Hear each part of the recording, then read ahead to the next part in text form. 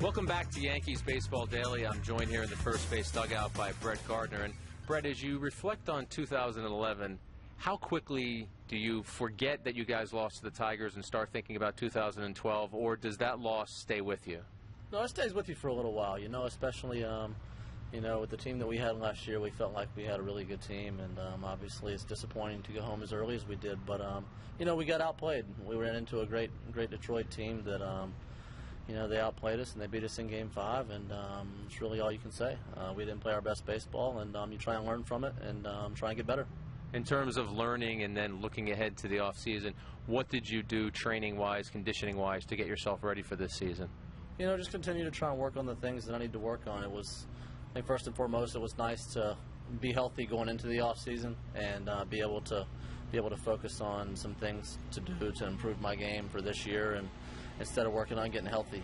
The previous offseason I had surgery on my wrist and was really kind of a scramble to get back to 100% coming into spring training. But this year my body feels great, and just continue to work on things offensively, my bunting and my hitting, and try and work on my consistency. I had a conversation with Kevin Long in the offseason, and that's what he brought up with you, is consistency. And he said there are times where you could be one of the best hitters in the major leagues, but then there are times where you don't have that consistency. And he said to get it to that next level, you have to eliminate some of that streakiness. How does a player do that? Well, I wish I could tell you, because if I could tell you, that's the million-dollar question. But, just continue to get reps in, continue to work hard, and continue to learn from other people and learn from yourself and learn from your failures. And, last year I got off to a really slow start, picked things up towards the middle of the season, but, definitely had some ups and downs, and you would like to eliminate some of the inconsistencies and work on trying to stay in on more of an even keel throughout the season. And, the more I play and the more I'm around some of these special guys that I'm fortunate to play with every day, the more I see the best guys are the ones that are the most consistent. One of the nice parts about spring training is you do have a lot of time, and we saw you just a little while ago on the field working on your bunting, as you said, and you have set up a bucket near second base and you're trying to place that ball into the bucket. How much work will you put into bunting this spring training, and how much of a facet of your game do you want it to be in 2012?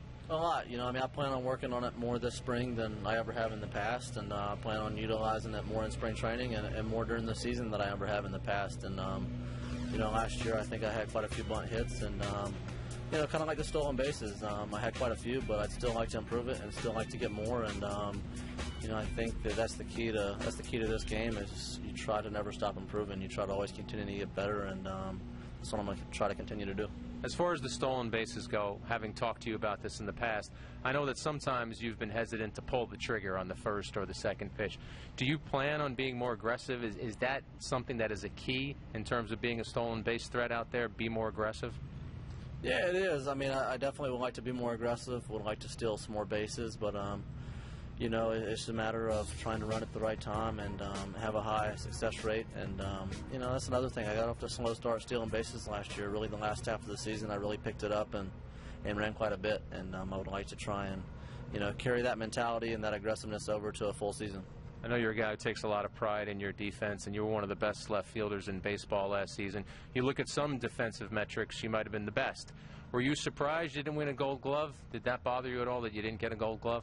No, not really. I'm not somebody that really looks into personal accolades a whole lot. My goal right now is to win a World Series, and obviously I know that in order to contribute to that, I need to continue to improve my game offensively and defensively. And defense is definitely something I take a lot of pride in, and I work really hard at, and I try to be as good as I can possibly be out there and keep runners off base and keep guys from scoring and cut balls off in the gaps. And if I ever was to win one, I would obviously be very proud of it, but it's not something that I'm too worried about. Now, you mentioned winning a World Series. Just the final question as we wrap up here. What about the team that the Yankees have assembled here? Disappointing to lose in the first round last year. You added a couple of pitchers. As you look ahead to this season, is this a team that could and should win it all? Absolutely. I think we'll win over 100 games, and we'll play into the 1st of November, and we'll have a victory parade like we did in 2009. I got a really good feeling. We've only been here a week, but I've got a really good feeling about this team, the group of guys that we have together, and it's going to be a special year. There are a lot of Yankee fans who are very excited about what you just said. We'll see as the season plays out what happens with the Yankees.